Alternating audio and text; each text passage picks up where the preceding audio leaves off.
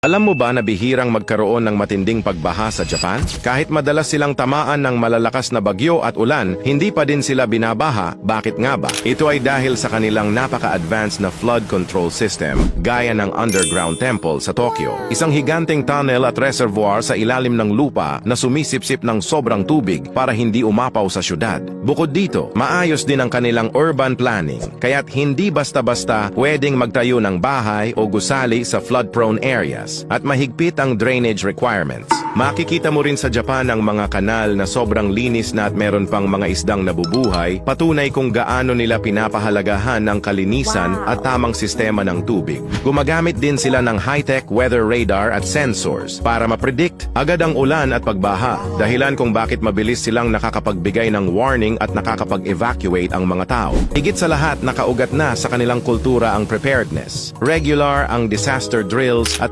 updated ang mga pasilidad. Kaya kahit island nation sila, bihira ang malalang pagbaha at pinapatunayan ng Japan na hindi lang swerte, kundi disiplina, teknolohiya at kahandaan ang pinakamabisang panlaban sa kalikasan. Samantalang sa Pilipinas, imbes na mapunta sa mga proyekto laban sa baha ang pondo,